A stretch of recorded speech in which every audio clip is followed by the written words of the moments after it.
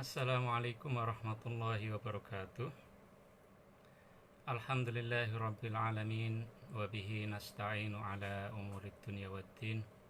Assalatu wassalamu ala asyrafil anbiya'i wal mursalin sayyidina Muhammadin wa ala alihi wa sahbihi ajmain.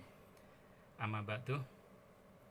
Alhamdulillah hari ini kita sudah memasuki bab ke-17 dari kitab Al-Ahkam As-Sultaniyah, dari rangkaian ngaji fikih agraria kita ya. Jadi kita mulai dari bab 15 dan alhamdulillah 2 bab sudah kita selesaikan, sehingga hari ini kita akan membahas halaman 283 ya. Ini awal dari bab ke-17. 2 bab sebelumnya sudah bicara mengenai bagaimana hak milik itu timbul ya melalui kegiatan Ihya'ul Mawad.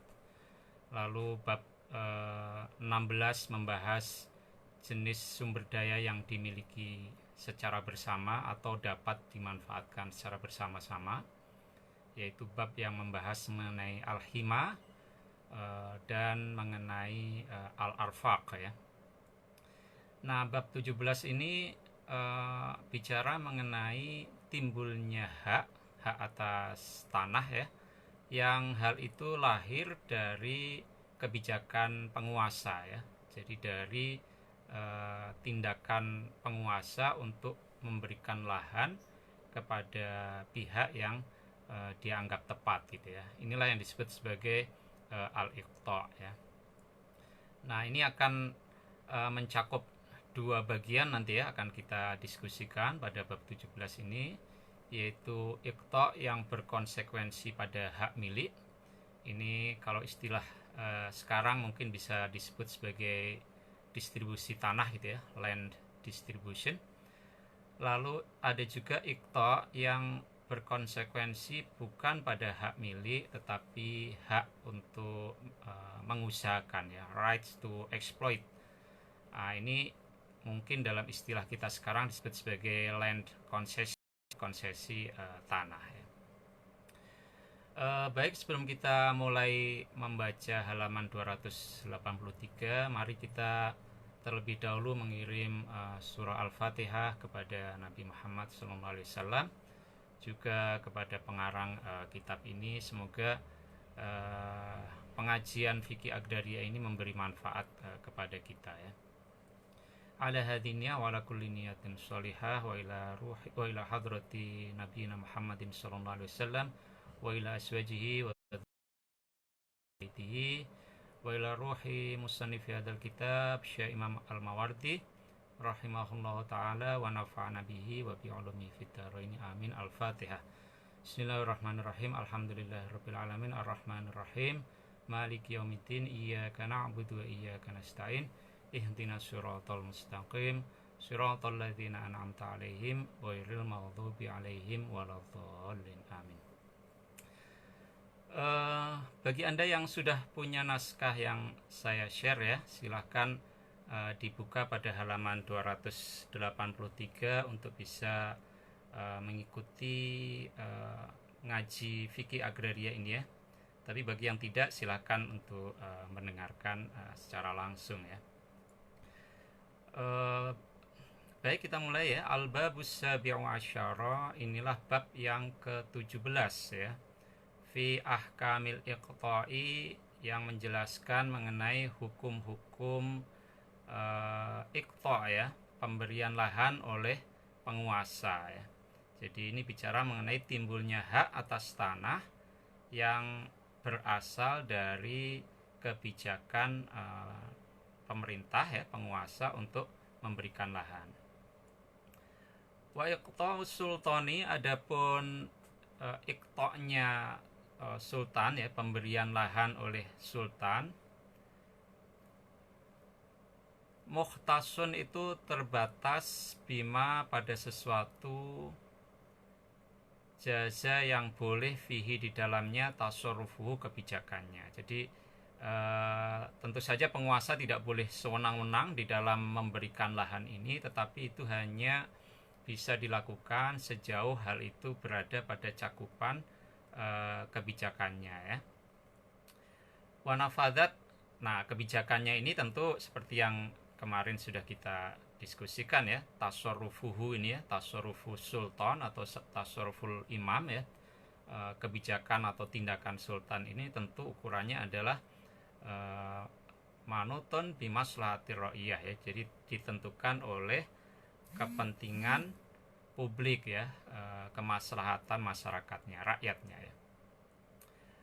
Jadi sejauh hal itu berada di cakupan kewenangan kebijakannya itu ya. Wanafadat dan berlaku fihi di dalamnya, di dalam tanah yang diberikan tadi itu awamiruhu, cakupan administrasi pemerintahannya ya. Jadi tentu saja dia tidak bisa memberikan lahan ya di lokasi yang di luar wilayah kewenangannya ya, administrasi kewenangannya. Walayasihu, dan juga tidak boleh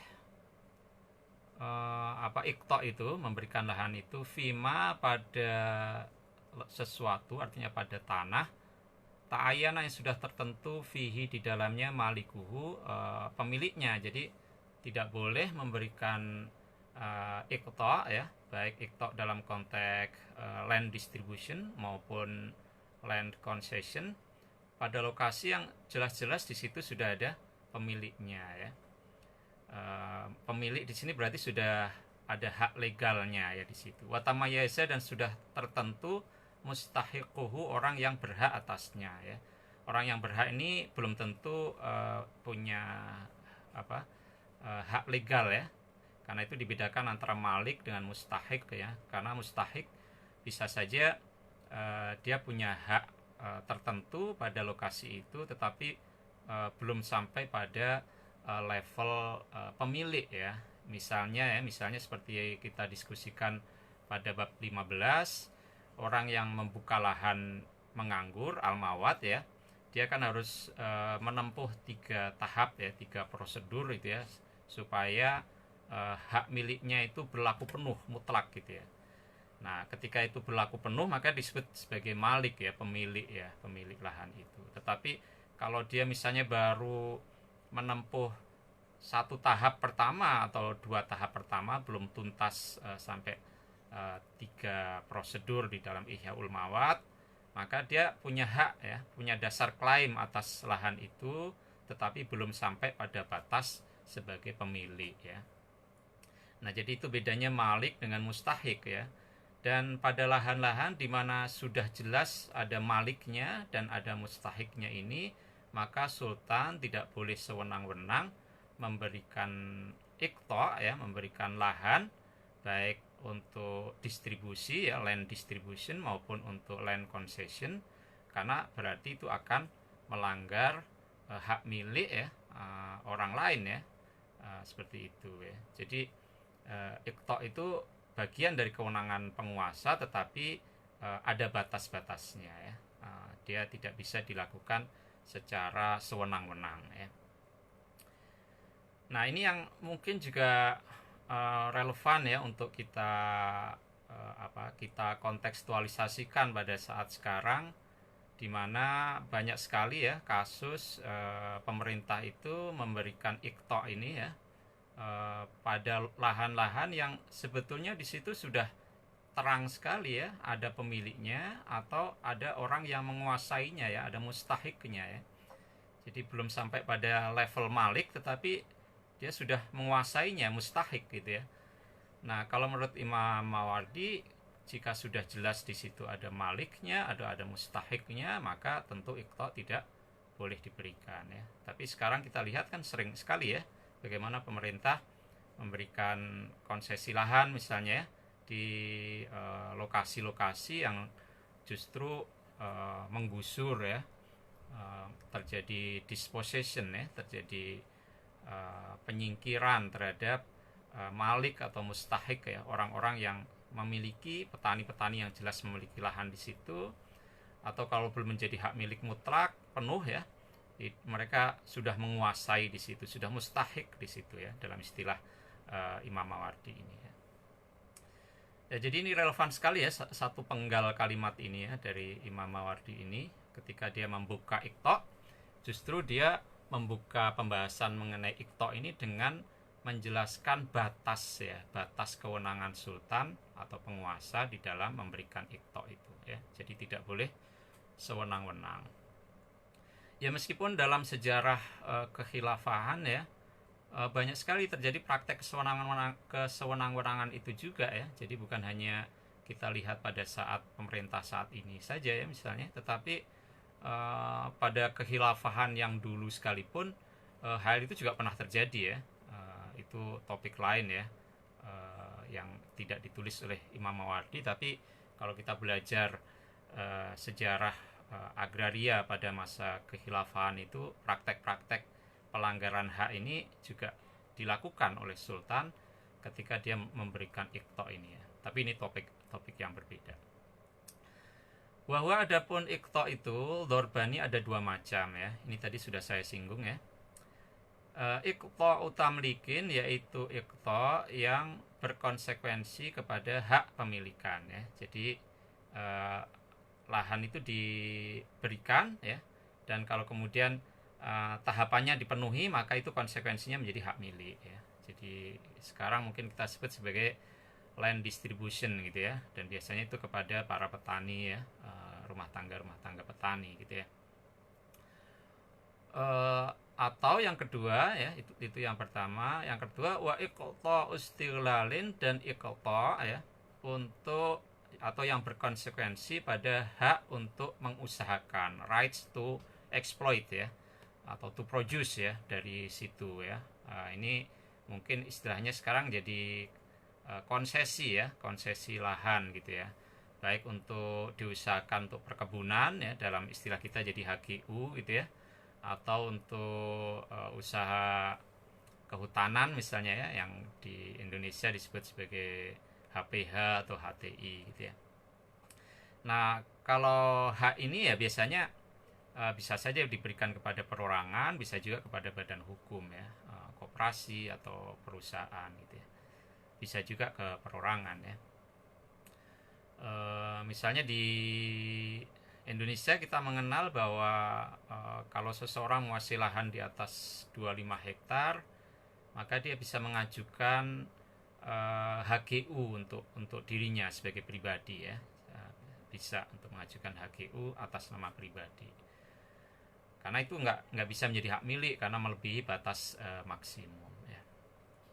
Jadi ada dua ya Iqta itu. Jadi Iqta dalam konteks yang nantinya bisa menimbulkan hak milik, itu mungkin disebut sebagai land distribution gitu.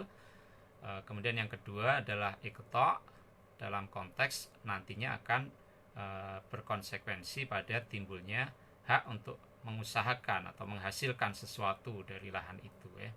Jadi dia nggak punya hak milik, tetapi dia punya hak untuk mengusahakan tanah itu, mengeksploitasinya ya untuk jenis usaha tertentu, baik perkebunan maupun kehutanan ya.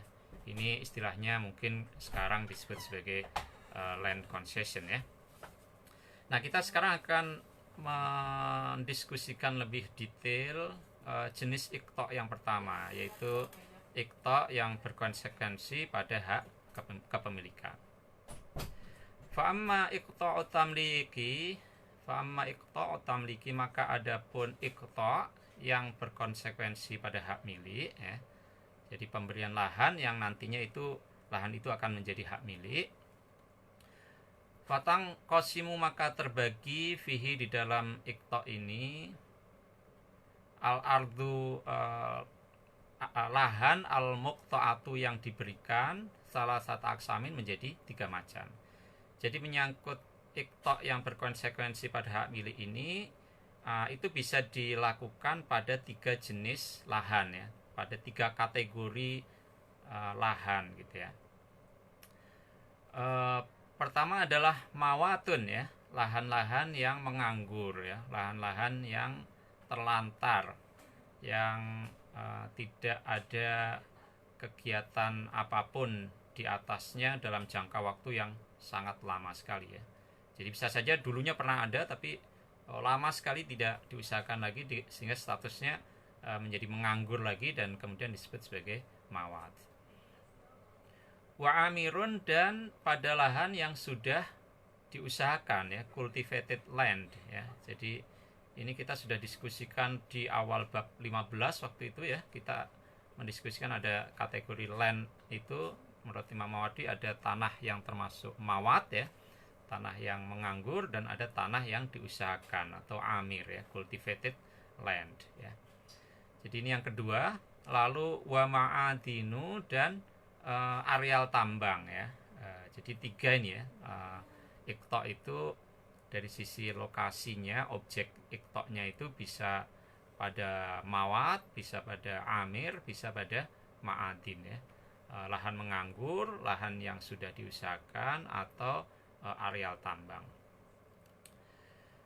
Nah, kita sekarang masuk ke pembahasan yang mawat ya. Jadi ketika kita membahas iqta' pada al-mawat ini, tentu dalam banyak pembahasan akan bersinggungan dengan bab 15 ya, bab 15 yang sudah kita bahas sebelumnya, karena bab 15 itu juga membahas ihya'ul mawat ya, menghidupkan lahan yang masih menganggur. Nah, fa'amal mawatu, maka adapun lahan yang masih menganggur, maksudnya iqta' pada lahan yang masih menganggur, fa'ala dzurbaini, maka itu maka terbagi atas dua kondisi ya, dua kondisi yang berbeda.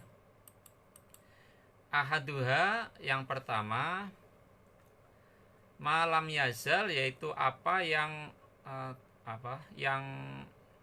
terus menerus mawatan itu merupakan lahan menganggur ala qadimid dahri, pada waktu yang sangat lama ya. Jadi memang dia sudah menganggur dalam waktu yang lama ya. Jadi orang tidak pernah mengetahui bahwa lokasi itu dulunya pernah diusahakan ya, karena memang itu masih berupa hutan gitu ya, atau masih berupa semak belukar yang tidak ada aktivitas apapun di situ gitu ya. Jadi ini yang pertama ya, jadi mawat yang memang belum ada aktivitas sama sekali di situ. Falam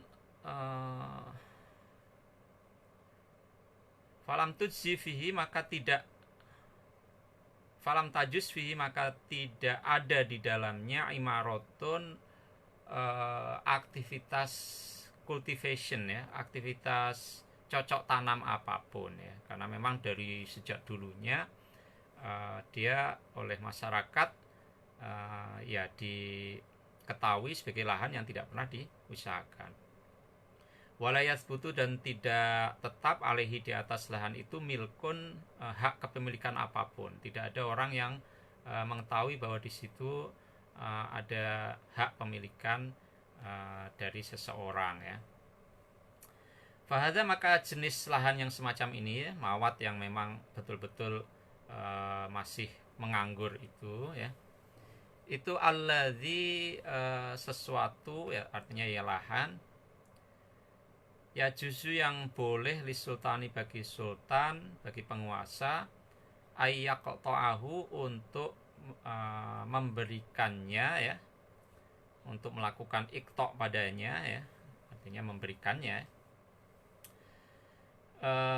man, kepada siapapun, yuhyihi, yang mau menghidupkannya ya. Jadi sultan kemudian bisa mengalokasikan lahan ini untuk diberikan kepada siapapun yang memang punya iktikad ya, untuk menghidupkan lahan itu ya, menjadikannya sebagai lahan produktif. Waman, dan kepada siapapun, yu'amiruhu, yang mau mengusahakannya ya, untuk usaha pertanian ya, untuk cocok tanam ya. Jadi kategori lahan ini tentu tidak ada perdebatan ya, bahwa sultan punya wewenang cukup luas ya untuk memberikan iqta' padanya. Jadi lain dengan lahan yang tadi sudah kita sebut, di situ sudah ada pemiliknya atau sudah ada orang yang menguasainya, maka di situ seharusnya sultan tidak memberikan iqta' secara sewenang-wenang. Tetapi kalau lahan itu belum pernah digarap, belum pernah ada yang menguasai, maka di situ sultan punya wewenang penuh untuk memberikan ikta ya, untuk memberikan lahan itu pada orang yang memang beriktikad ya, untuk mau menghidupkannya ya, bukan diberikan untuk sebagai spekulasi ya. Jadi di sini juga tegas sekali Imam Mawardi, man yuhyihi ya, jadi memberikannya kepada orang yang memang ingin menghidupkannya ya, wa man yu'amiru, dan orang yang ingin memakmurkannya, artinya mengusahakannya sebagai lahan produktif ya. Wa yakunu, dan ada al-iqta'u iqta' ala madhabi Abi Hanifah, menurut madhabnya Abu Hanifah, syarton itu merupakan syarat fi jawazil ihya'i, di dalam kebolehan membuka lahan itu untuk jadi lahan pertanian. Ini kembali kepada awal bab 15. Jadi sebelum seseorang melakukan aktivitas membuka lahan, maka terlebih dahulu dia harus meminta izin kepada penguasa, dan izin kepada penguasa itulah yang kemudian keluar sebagai kebijakan iqta ya. Nah ini kalau menurut Abu Hanifah, membuka lahan itu harus dengan izin penguasa. Artinya apa? Artinya dia harus memperoleh iqta dulu ya, memperoleh alokasi tanah dulu dari pemerintah, dari penguasa, sebelum dia melakukan pembukaan lahan gitu ya. Li'annahu, karena sesungguhnya madhab Abu Hanifah itu yamna'u, melarang, mencegah ya, madhab Abu Hanifah, min ihya ilmawati, dari menghidupkan lahan menganggur, illa biidznil imami, kecuali dengan izin penguasa. Jadi ini kembali kepada bab 15 dulu, bahwa syarat seseorang membuka lahan itu adalah dengan izin sultan. Jadi sebelum ihya dilakukan, sebelum pembukaan lahan dilakukan, maka iqta'nya dulu harus diperoleh ya. Jadi alokasi lahan dari pemerintah itu sendiri harus diperoleh. Nah ini berbeda dengan Imam Syafi'i ya, wa ala madhab Syafi'i, dan menurut madhab Syafi'i, anal iqta'a, bahwasannya iqta' dari pemerintah itu, dari penguasa itu, yaj'aluhu, akan menjadikan seseorang ya, seseorang yang memperoleh iqta' itu, ahaqqa, lebih berhak, biihyaihi, untuk menghidupkan lahan itu menjadi lahan produktif, min ghairihi, dari selainnya ya. Wa illam yakun, meskipun iqta' itu bukanlah syarton, merupakan syarat, fi jawazihi, di dalam kebolehan menghidupkan lahan. Jadi kalau menurut Imam Syafi'i, iqta' itu bukan syarat yang menentukan sahih tidaknya aktivitas membuka lahan itu ya.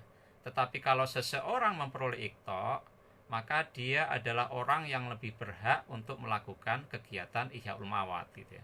Jadi misalnya ada lahan itu masih mawat, masih lahan tidur ya, lalu seseorang memperoleh iqta' pada lokasi itu dari pemerintah, seseorang yang lain tidak memperoleh iqta' itu ya. Nah maka yang memperoleh iqta', memperoleh alokasi lahan dari pemerintah ini, dialah yang berhak untuk membuka lahan di situ. Tetapi sah tidaknya membuka lahan itu tidak ditentukan adanya iqta' itu ya. Jadi misalnya kalau tidak ada siapapun yang mendapatkan iqta' ya, lalu kemudian dia memulai membuka lahan di situ tanpa iqta' dari pemerintah, maka menurut Syafi'i ya itu sudah boleh ya. Hanya saja kalau dia mendapatkan iqta', maka dia punya hak prioritas dan bisa mengusir ya, kasarnya begitu ya, orang lain yang tidak ada iqta'-nya. Lin annahu, karena sesungguhnya ya juzu boleh, ihya'ul mawati, menghidupkan lahan tidur, lahan menganggur, bighairi idnil imami, tanpa izin imam, izin penguasa. Ini menurut Syafi'i ya. Jadi boleh tanpa iqta' seseorang itu membuka lahan menganggur. Wa ala kilal madhab ini, dan atas kedua madhab ini ya, jadi menurut madhab Hanafi maupun madhab Syafi'i, yakunu ada al-muqta'u orang yang mendapatkan iqta' ahaqqa itu lebih berhak bi ihyaihi untuk menghidupkan lahan itu min ghairihi dari yang selainnya ya. Nah, jadi kalau menurut Abu Hanifah iqta' itu menjadi syarat. Kalau menurut Syafi'i iqta' bukan menjadi syarat tetapi dia memberikan hak prioritas gitu ya. Ya itu yang penjelasan mengenai iqta' pada al-mawat yang sama sekali belum pernah diusahakan, masih betul-betul menganggur. Qad aqta'a ya, ini merujuk kepada apa yang pernah dipraktekkan oleh Nabi sendiri. Qad aqta'a telah memberi lahan ya, telah melakukan iqta' Rasulullah sallallahu alaihi wasallam Az-Zubaira kepada Zubair ya. Jadi subjek penerima manfaatnya ini Zubair ya. Jadi ada kebijakan Nabi ya sebagai pemimpin pemerintah gitu ya, untuk memberikan alokasi lahan kepada Zubair bin Awam. Raqdha farasi sejauh larinya kudanya ya. Min mawatin naqi'i dari lahan menganggur atau lahan tidur di daerah Naqi'. Jadi Zubair bin Awam nih dikasih iqta' oleh Rasulullah, dan luasannya ini ya dulu tentu belum ada GPS, belum ada alat untuk mengukur. Jadi dan dulu rasio lahan dengan manusia juga masih masih cukup leluasa gitu ya. Jadi si Zubair bin Awam ini dipersilahkan untuk mengambil kaplingan lahan yang berasal dari iqta' ini sejauh larinya kudanya itu ya. Jadi secapeknya kudanya itu lari. Nah disitulah batasnya ya. Fa'ajrohu maka menjalankan, artinya membuat kudanya itu lari ya. Fa'ajrohu maka menjalankan si Zubair pada kudanya sampai batas kudanya itu berhenti, tapi dia ingin nambah lagi. Sumaroma, lalu kemudian dia melemparkan bisautihi, cambuknya ya. Rohbatan karena ingin fizyadati, tambahan luas lahannya ya. Jadi oleh Nabi disuruh ya, kamu silahkan ngambil jatah lahan sejauh kudamu itu mampu berlari gitu ya. Dan ketika kudanya sudah berhenti, Zubair masih pengen nambah ya, lalu dia lemparkan cambuknya ya. Faqala Rasulullah SAW, lalu Rasulullah bersabda, u'tuhu, berikanlah pada Zubair muntaha sautihi, hingga sejauh cemetinya tadi itu ya, cambuknya tadi ya. Nah ternyata oleh Rasulullah juga dibolehkan ya. Ya ini tentu karena dulu seperti tadi saya sampaikan, rasio lahan dengan manusia kan masih sangat leluasa ya, sehingga tidak ada batasan yang sangat ketat gitu ya. Nah ini kita sudah selesai ya pada diskusi mengenai bagaimana iqta' itu diberikan kepada lahan menganggur yang betul-betul menganggur, belum ada orang yang menggarapnya sama sekali. Nah bagaimana jika lahan itu menganggur tapi sebelumnya dia sudah pernah diusahakan ya. Ini kasus yang lain ya. Kalau dalam istilah sekarang itu lahan terlantar gitu ya. Jadi lahan itu sudah pernah diberikan atau pernah diusahakan, tetapi kemudian lahan itu diterlantarkan, sehingga kemudian dia situasinya, kondisi aktualnya ya lahan menganggur sebetulnya gitu ya. Nah ini yang kemudian dibahas oleh Imam Mawardi pada bagian yang kedua ini ya. Wadhur busani, adapun situasi yang kedua, minal mawati, dari lahan menganggur, itu lahan karena yang pernah ya, amiron itu merupakan cultivated land. Jadi dia sebelumnya termasuk kategori amir ya, bukan mawat. Fakhoroba, maka lalu kemudian dia hancur, maksudnya tidak diusahakan lagi, kan kemudian menghutan lagi atau bersemak lagi gitu ya. Fasoro, maka kemudian menjadi lahan itu mawatan, lahan yang menganggur, lahan tidur, atilan yang tidak digunakan ya. Jadi ini jenis yang kedua, situasi yang kedua. Nah, bagaimana dengan ikta jika dilakukan pada lahan terlantar semacam ini ya. Nah, Imam Adli kemudian mengklasifikasi ureanya ini diklasifikasikan lagi pada dua situasi lagi yang lebih terinci ya. Wadhalika, adapun lahan yang terlantar itu dorbani ada dua macam ya. Ada dua macam lahan yang sudah menganggur tapi sebelumnya dia pernah menjadi cultivated land. Ahaduhuma ya, yang pertama itu makana jika ada ya lahan yang menganggur yang sebelumnya pernah menjadi cultivated land itu jahilian berasal dari masa pra-Islam ya. Jadi dulunya itu lahan amir ya. Misalnya dulunya lahan yang oleh peradaban pada masa itu menjadi lahan pertanian yang subur, tapi kemudian peradabannya runtuh dan dia kemudian menjadi hutan misalnya begitu ya. Kardi Adin seperti tanahnya kaum Ad, Wasamuda dan kaum Samud ya. Ini dua kaum yang peradabannya sangat maju dan disebutkan ya di dalam Al-Quran dan dikenal sebagai masyarakat agraris yang sangat maju ya, peradaban agraris yang sangat maju, tapi kemudian peradabannya runtuh ya. Salah satunya karena dam-dam yang mereka bangun kemudian hancur ya.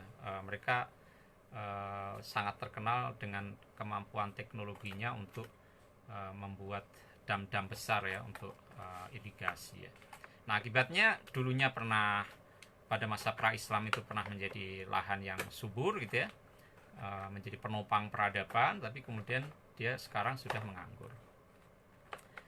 Nah, bagaimana kalau begitu? Fahia, maka adapun lahan yang semacam ini ya, yang berasal dari masa pra-Islam ini itu kalmawati sebagaimana lahan menganggur, alladzi lam yathbut, yang tidak tetap ya, yang tidak ada, yang tidak eksis fihi di dalamnya imaratun aktivitas cocok tanam sama sekali. Jadi seperti yang pertama, jenis yang pertama. Waya juzu, dan boleh iktauhu untuk memberikan lahan itu, memberikan alokasi lahan di lokasi yang semacam itu ya.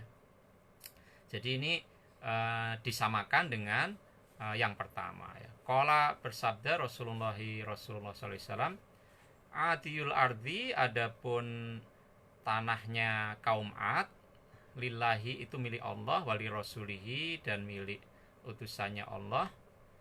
Summahia, lalu tanah Ad itu laku milik kalian semua, minni sebagai ikta dariku ya. Jadi kemudian lahan Ad itu kemudian juga menjadi milik umat Islam karena kemudian Nabi memberikan ikta ya, memberikan land grants ya, atau land distribution ya di atas lahan itu, yakni ardo adin ya. Jadi pengertian adiul ardi itu maksudnya ardo adin ya, tanahnya kaum Ad ya. Jadi ini yang pertama ya, jadi tanah itu mawat tetapi sebelumnya pernah menjadi tanah yang subur, tanah yang cultivated ya, tanah yang diusahakan, lalu dia menganggur. Nah, tetapi dia berasal dari peradaban pra-Islam yang sudah tidak ada lagi ya peradabannya, dan kemudian lahan itu yang semula kawasan pertanian subur sekarang sudah menganggur sama sekali. Dan untuk jenis lahan semacam ini maka dia seperti jenis yang pertama, yaitu lahan yang memang betul-betul menganggur, tidak pernah ada sejarah dia diusahakan ya. Ini boleh diberikan ikta ya. Wadharbusani, adapun jenis yang kedua, ma itu lahan karena yang ada Islamian sejak masa Islam. Kalau tadi kan pra-Islam ya. Jadi mawat itu, lahan menganggur itu berasal sejarahnya pada masa era Islam ya. Jaro pernah berlaku alaihi padanya milkul muslimina kepemilikan orang Islam. Jadi dulu lahan itu pernah diusahakan dan dimiliki oleh orang-orang Islam. Summa khoriba, lalu kemudian lahan itu hancur ya, pertaniannya hancur, rusak ya, mungkin karena banjir atau apa, sehingga kemudian ditinggalkan gitu ya, atau mungkin ada wabah gitu ya, seperti sekarang mungkin ya. Dulu kan pernah ada wabah juga zaman sahabat Nabi ya, sehingga mungkin lokasi itu ditinggalkan, sehingga akhirnya menghutan lagi, bersemak lagi, dan kemudian dia menjadi mawat ya. Hatta soro, sehingga menjadi lahan itu mawatan, lahan yang menganggur, atilan yang kosong ya, yang tidak digunakan. Nah, bagaimana kalau lahannya semacam ini ya? Faqad ikhtalafa, maka berbeda pendapat al-fuqaha'u, para ahli fikih, para yuris ya, Islamic yuris, fi hukmi ihya'ihi, di dalam hukum menghidupkan lahan yang semacam itu, ala salasati aqwalin, menjadi 3 pendapat ya. Ada 3 pendapat mengenai hal ini. Fadhahab Syafi'i, maka berpendapat Imam Syafi'i fihi, mengenai lahan yang semacam ini, ila annahu, bahwasannya la yumlaku, tidak bisa dimiliki, bil ihya'i, dengan melakukan aktivitas membuka lahan ya. Jadi kalau lahan itu pernah dimiliki oleh siapapun dan kemudian sudah mawat, sudah menganggur, maka dia tidak bisa lagi dimiliki gitu ya, dengan melalui ihya, dengan melalui prosedur membuka lahan, harus melalui prosedur yang lain. Kalau melalui prosedur membuka lahan itu tidak bisa ya. Sawaun, sama saja, arofa, mengetahui orang yang mau membuka lahan itu, arbabuhu, pemilik lahan yang sudah menganggur itu, aulam ya'rifu, atau mereka tidak mengetahui. Jadi menurut Syafi'i kan orang itu berhak untuk membuka lahan mawat tanpa izin sultan ya, tanpa izin penguasa. Jadi dia bisa saja pergi ke hutan, terus membuka hutan, lalu dia jadikan lahan pertanian, dan itu kemudian berkonsekuensi menjadi hak milik.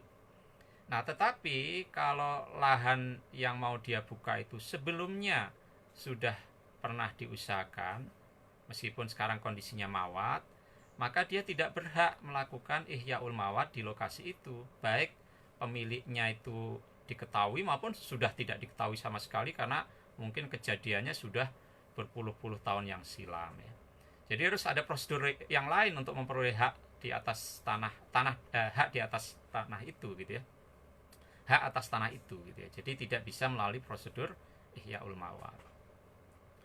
Waqala Malikun, dan berkata Imam Malik.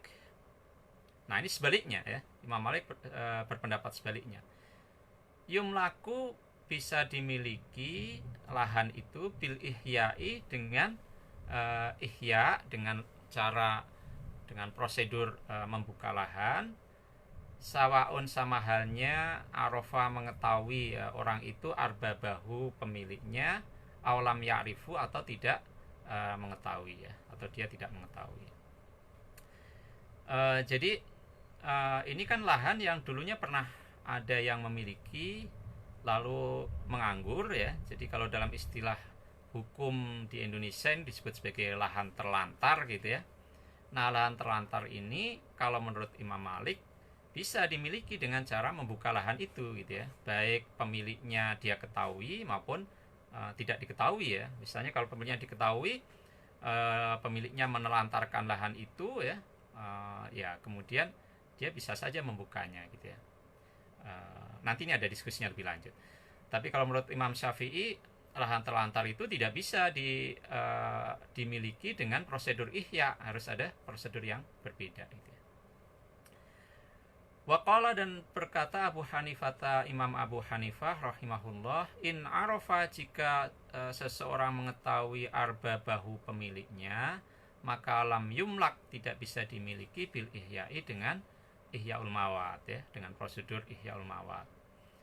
Jadi ditafsil ya, dirinci oleh Abu Hanifah ya. Wa illam ya'rifu dan jika mereka tidak mengetahui pemiliknya, maka mulika bisa dimiliki lahan terlantar itu bil ihya'i dengan melakukan ihyaul mawat ya, prosedur ihyaul mawat ya. Prosedurnya ini ada 3 syarat ya, tiga tahap ya, yang sudah didiskusikan di bab 15.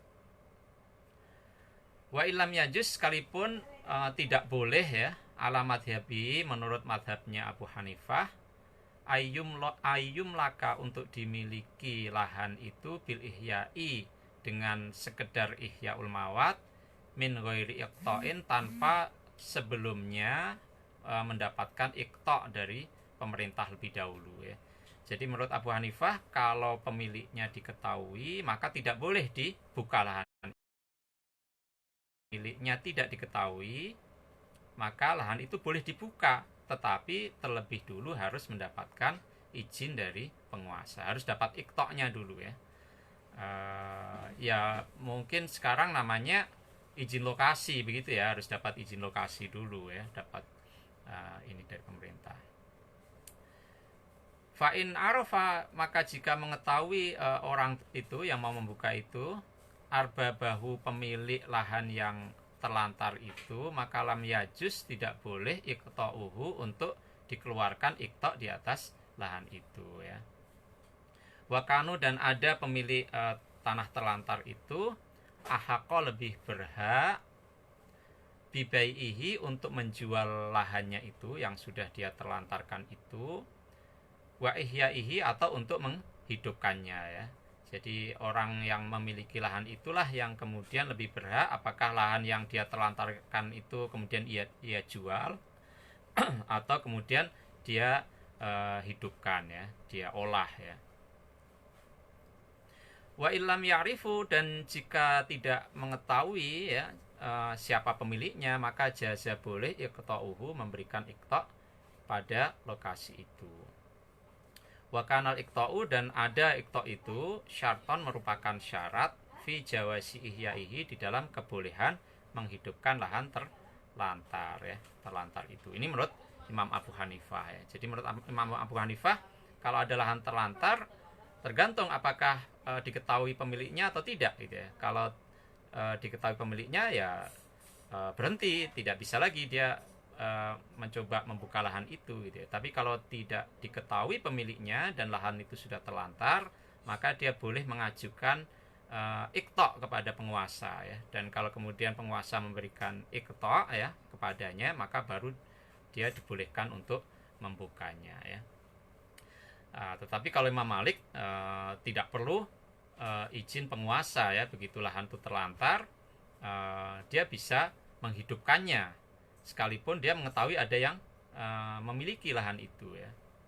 Jadi kalau menurut Imam Malik ini fungsi sosial tanah itu sangat dijunjung tinggi sehingga tanah itu sama sekali tidak boleh diterlantarkan gitu ya. Faida soro maka jika ada almawatu mawat ya, lahan menganggur itu alama syarahnahu menurut apa yang telah kami jelaskan,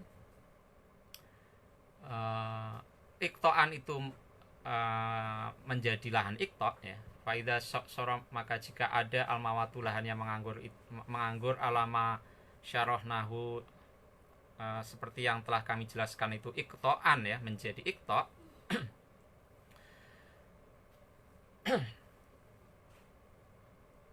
Faman khassahu maka siapapun khassahu yang telah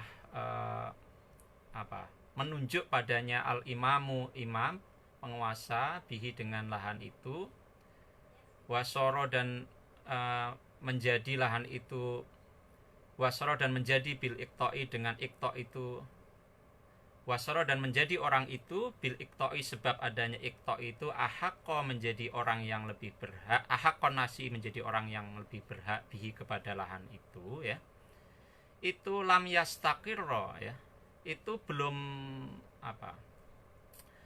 Belum berlaku milkuhu, kepemilikannya alaihi atas tanah itu qoblal ihya'i, sebelum dihidupkan. Jadi begini. Jadi kalau tanah itu sudah seperti yang kita jelaskan tadi ya, ini kata kata pengarang, artinya yang sudah dijelaskan itu dia lahan terlantar dan tidak ada pemiliknya, lalu dia dijadikan iqta, maka orang yang diberi iqta oleh penguasa, dia adalah orang yang lebih berhak atas tanah itu. Tetapi meskipun dia sudah memperoleh iqta, bukan berarti hak miliknya sudah diperoleh ya. Hak miliknya tidak otomatis diperoleh dengan adanya iqta itu. Hak milik itu baru bisa diperoleh ketika dia sudah menghidupkannya ya. Jadi kalau istilah sekarang, izin lokasi itu tidak langsung kemudian identik dengan hak milik ya. Jadi seorang kalau memperoleh izin lokasi, maka dia lebih berhak atas lokasi itu. Tetapi bukan berarti kemudian lokasi itu sudah menjadi hak miliknya. Barulah kalau dia melakukan aktivitas yang real di lokasi itu untuk menjadikannya sesuai dengan izin yang diberikan, maka hak milik itu baru bisa diperoleh gitu ya. Nah, ini begitu ya. Fa'in syara'a, maka jika telah memulai orang yang telah mendapat iqta itu fi ihya'ihi, di dalam menghidupkan lahan itu, maka soro menjadi bikamalil, maka soro menjadi orang itu bikamalil ihya'i, dengan tuntasnya prosedur melakukan ihya, pembukaan lahan itu, malikan sebagai pemilik lahu pada tanah yang sudah ada iqta'nya tadi ya. Jadi barulah setelah dia menjalankan semua tahapan untuk menghidupkan lahan, ada 3 tahapan dia. Pertama, ini mengulang sedikit di bab 15. Pertama, lahan itu diberi batas-batas ya, ada boundariesnya gitu ya, sekeliling. Itu namanya tahjir ya, tahjir berasal dari kata hajar ya, karena dulu orang membatasi dengan menumpuk batu sekeliling gitu ya. Bahasa Inggrisnya enclosure ya, enclosure. Tetapi ini enclosure yang bukan karena sejarah awal kapitalisme tentunya ya. Ini enclosure karena bagian dari prosedur melakukan ihyaul mawat, itu yang pertama. Lalu setelah itu dia mengalirkan air ke lokasi itu karena lahannya harus diairi. Atau kalau lahan itu berupa rawa-rawa, maka dia membuat drainase supaya airnya bisa dikeluarkan, dan kemudian lahan itu menjadi arable land ya, lahan yang bisa ditanami. Dan yang tahap yang ketiga, lahan itu diolah, disiapkan ya, jadi dibajak, diratakan gitu ya. Nah, itu 3 tahap ya. Ketika 3 tahap itu sempurna, maka barulah dia menjadi malik ya, malik ya. Tetapi kalau itu belum tuntas, maka dia sebetulnya baru mustahik ya, dia punya hak prioritas atas lahan itu, tetapi belum berujung kepada hak milik yang sifatnya penuh gitu ya. Jadi seperti itu ya. Jadi ketika diberi iqta, ketika seorang diberi distribusi lahan ya, tetapi kok kemudian tidak digarap ya, nah itu hak miliknya belum timbul di situ. Atau ketika perusahaan dikasih HGU gitu ya, nah dikasih izin lokasi ya. Nah, kalau dia tidak betul-betul ada aktivitas untuk mengusahakannya, sebetulnya dia belum punya hak atas lahan itu gitu, apalagi kalau ditelantarkan ya. Nah, seperti itu. Wa in amsaka, dan ketika dia berhenti ya, berhenti an ihyaihi, dari menghidupkan lahan itu, karena maka ada dia itu ahaqqa, dia tetap lebih berhak bihi, pada lokasi itu, ya, dan secara formal gitu ya, belum secara aktual gitu ya. Wa illam yasir, sekalipun dia belum menjadi milkan hak milik yang penuh ya. Jadi kalau diterlantarkan, kalau ada tanah terlantar itu artinya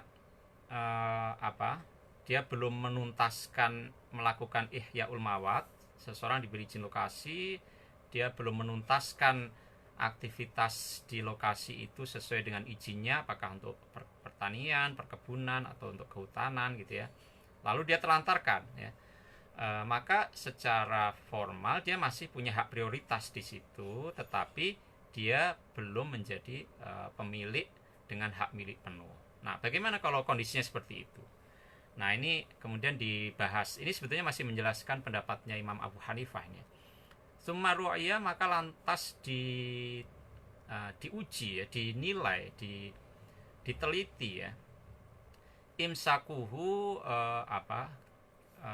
kegiatan imsakuhu, menghentikan kegiatan an ihyaihi, dari menghidupkan lahan tadi itu. Jadi diteliti kenapa kok orang itu tidak melanjutkan aktivitas menghidupkan lahan itu dan malah kemudian menelantarkannya. Ini kenapa ya? Fa'ingkana, maka jika ada hal itu ya, menghentikan tadi itu li udhrin, karena ada udhur ya, karena ada kesulitan zahirin yang nyata, lam yu'tarad alaihi, maka orang itu tidak digugat ya, hak prioritasnya itu tidak digugat, fihi, di dalam lahan itu. Wa aqarra, dan tetap haknya itu tadi, iqta'nya tadi itu, fiyadihi, pada tangan orang itu, ila zawali udhrihi, sampai hilang udhurnya, kesulitannya itu sampai hilang. Misalnya dia kesulitan biaya misalnya ya. Nah, kan kalau itu betul-betul ada kondisi yang bisa dibuktikan bahwa dia tidak punya biaya untuk melanjutkan membuka lahan tadi itu, ihyaul mawat itu, setelah dia mendapatkan iqta, maka ya ditunggu sampai udhurnya ini hilang. Atau dia kekurangan tenaga ya, sudah diberi lahan oleh pemerintah 2 hektar misalnya dalam rangka taruhlah misalnya distribusi lahan gitu ya. Itu kalau menurut Imam Abu Hanifah, itu tidak lantas kemudian setelah dikasih itu menjadi hak milik ya. Ditunggu sampai betul-betul lahan itu diusahakan ya. Kalau ternyata tidak diusahakan, orang itu tetap punya hak prioritas, tetapi kemudian dia harus dilihat apakah dia tidak mengusahakannya itu karena ada uzur atau tidak. Kalau ada uzur, maka ditunggu sampai uzurnya itu hilang. Nah, bagaimana jika tidak karena uzur ya? Jadi dia dikasih tetapi kemudian dia telantarkan ya. Bagaimana kalau begitu? Wa ingkana, dan jika ada imsak tadi itu ya, tidak melanjutkan menghidupkan lahan itu, Roma'zurin, itu tidak karena uzur, maka qala, berkata Abu Hanifah, la yu'aridu, tidak digugat, la yu'aridu, tidak menggugat, sultan ya, penguasa ya, fihi, di dalam lahan yang ditelantarkan tadi, qabla mudhi salati sinina, sebelum berlangsung 3 tahun ya. Jadi ada masa tenggang ya, ditunggu sampai 3 tahun ya.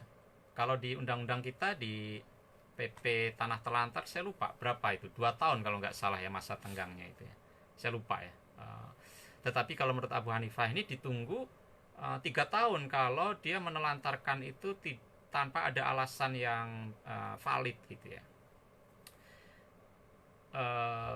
Nah, kalau 3 tahun itu, dalam masa 3 tahun itu kemudian dia usahakan, maka ya berarti sudah tidak menganggur lagi, dan kemudian dia memperoleh hak milik di atas itu ya. Fa'in ahyahu, maka jika orang yang sudah dapat iqta itu menghidupkan lahan tadi itu, fiha, di dalam 3 tahun ya, maka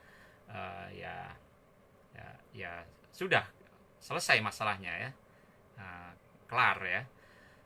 Wa illa, dan jika tidak, maka batola, gugur hukmu iqta'ihi, hukum iqta' itu tadi. Jadi iqta' yang sudah diberikan itu kemudian batal demi hukum ya, karena dia sudah 3 tahun ditelantarkan tanpa udzur, dan 3 tahun itu di masa tenggang itu sudah ditunggu, dan ketika jatuh tempo tetap saja tidak diusahakan ya.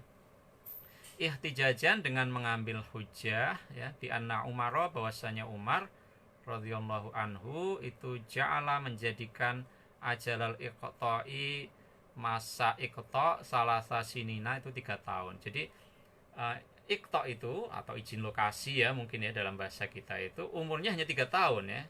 Kalau 3 tahun itu ternyata tidak ada aktivitas yang nyata untuk mengusahakannya, ya berarti gugur ya, batal, sudah selesai ya. Dan kemudian tanah itu kembali menjadi tanah, kalau dalam sistem kita menjadi tanah negara gitu ya. Dan orang yang sebelumnya mendapatkan izin lokasi itu kemudian gugur hak-haknya ya, seperti itu. Nah ini menurut siapa? Abu Hanifah. Wa ala madhab Syafi'i, dan menurut madhab Syafi'i, oh ya, pendapat Abu Hanifah inilah yang kemudian dirujuk ya oleh Munas Nahdlatul Ulama ya di Mataram, Nusa Tenggara Barat tahun 2017 ketika mengeluarkan hasil bahsul masail mengenai distribusi tanah ya, land distribution ya. Dan salah satu objek dari land distribution itu adalah tanah-tanah terlantar, yang kemudian Munas itu argumennya itu ya, bahsul masail itu salah satu argumennya adalah merujuk pendapat Abu Hanifah ini, yaitu bahwa tanah-tanah yang sudah pernah diberikan haknya tetapi kemudian ditelantarkan sampai lewat dari 3 tahun, maka tanah itu kemudian dicabut lagi haknya jadi batal gitu ya, dan tanah itu kemudian menjadi objek untuk dibagikan kepada petani miskin gitu ya, anunya apa, kurang lebih isi dari bahsul masail di Munas NU di Mataram tahun 2017 ya. Jadi dalam hal ini NU lebih memilih pendapatnya Abu Hanifah ketimbang pendapatnya Imam Syafi'i yang tidak memberikan batas tempo ya. Nah ini kita baca berikut ini ya. Wa ala madhab Syafi'i, dan menurut madhabnya Imam Syafi'i, anna ta'jilahu, bahwasannya masa jatuh temponya, masa tenggangnya ini itu layal jamu, tidak merupakan keharusan. Jadi kalau menurut Imam Syafi'i tidak ada masa tenggang untuk menentukan berakhirnya iqta itu ya, meskipun sudah ditelantarkan ya.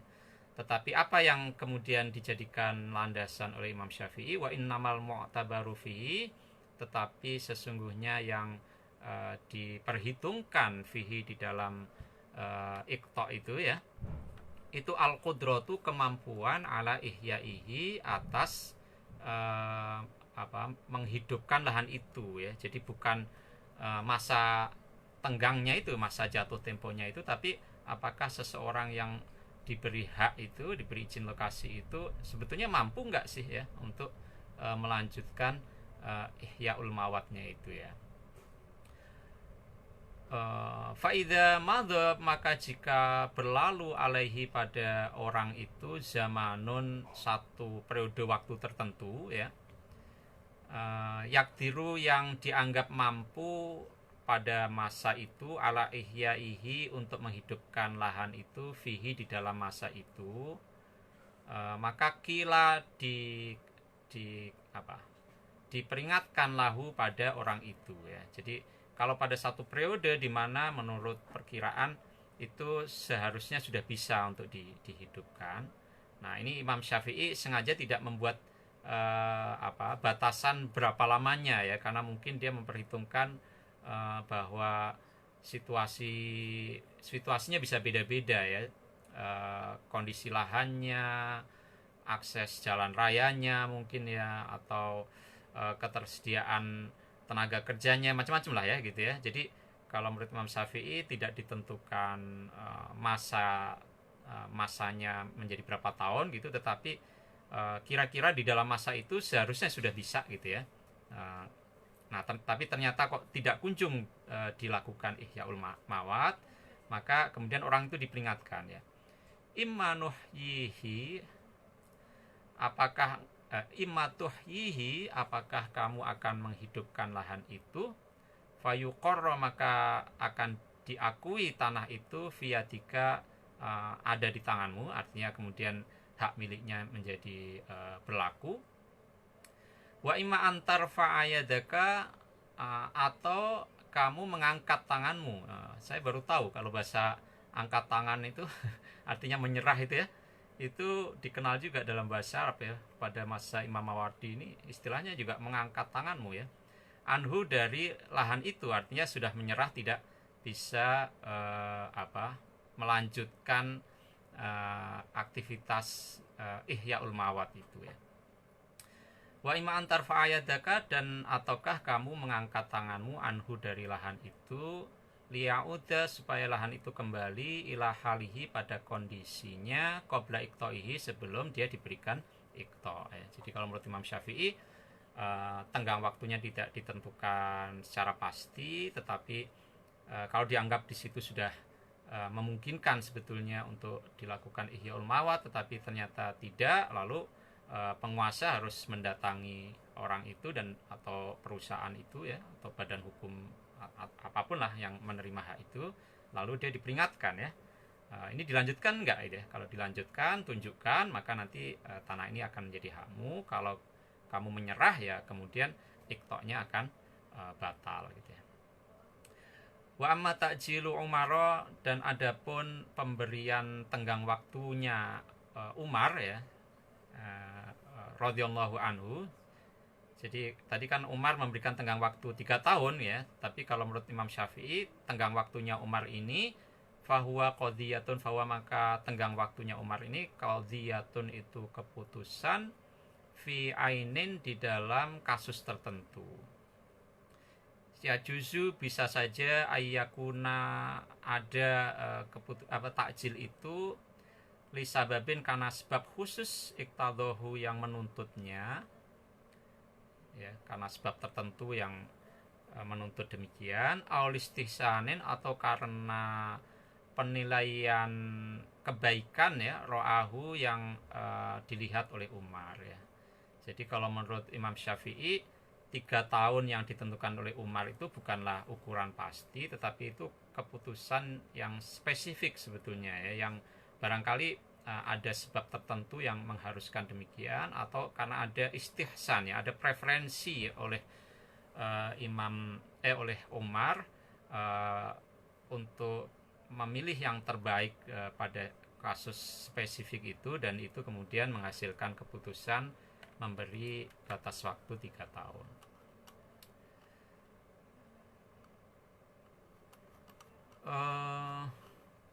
Masih satu paragraf ya, coba kita baca dengan cepat ya.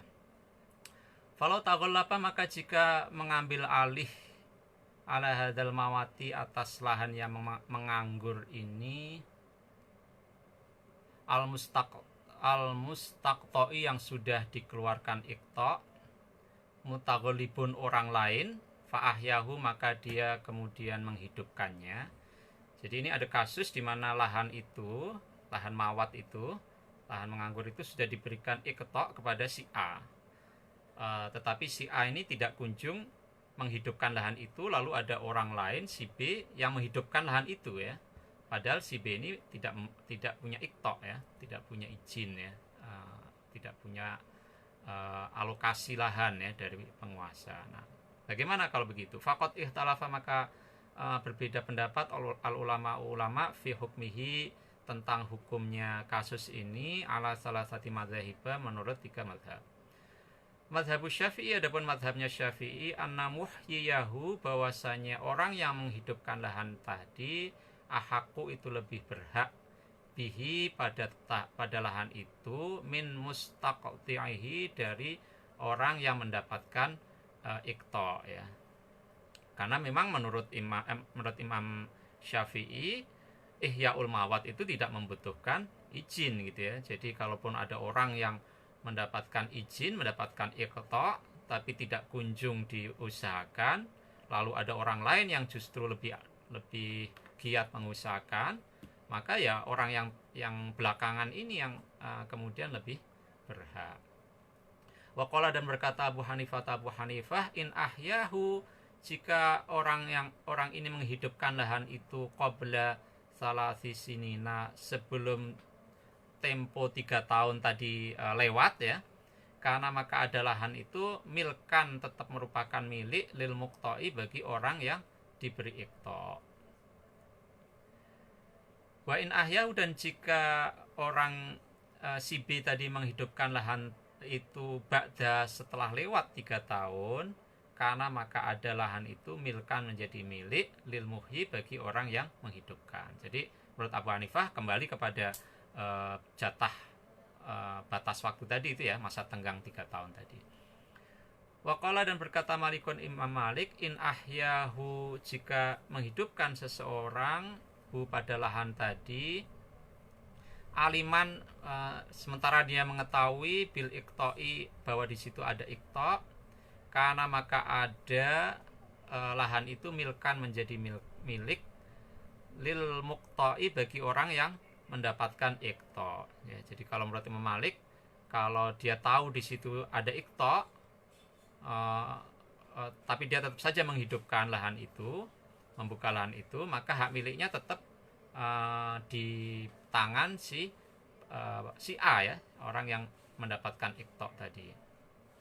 Wa in ahyau, dan jika orang itu si B itu menghidupkan lahan itu ghairu alimin, tanpa mengetahui bil iqta'i, bahwa di situ ada iqta', maka khuyira, dipersilahkan memilih al muqta'u, orang yang mendapatkan iqta', si A ya, baina ahdihi, apakah dia hendak mengambil lahan itu ya, wa i'ta'ul muhyi, dan kemudian memberi kepada orang yang menghidupkan itu, kepada si B itu, nafaqata imaratihi, biaya dia mengolah lahan di situ ya, jadi dikasih kompensasi karena si B sudah terlanjur mengeluarkan tenaga ya, biaya untuk mengolah lahan itu.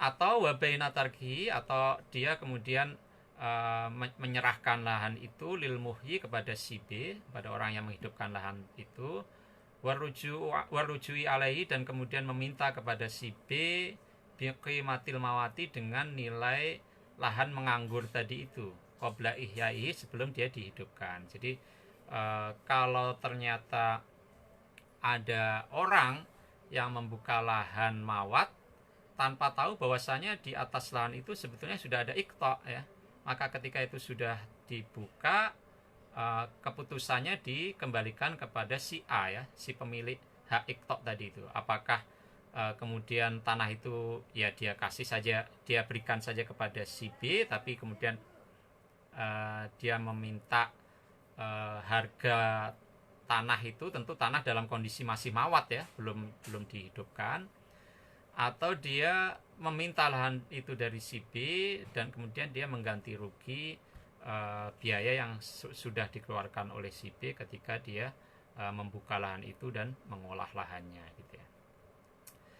Nah, ini diskusi yang membahas mengenai bagaimana iqta' diberikan kepada lahan yang termasuk kategori al-mawat ya. Sampai di sini ya untuk pertemuan hari ini.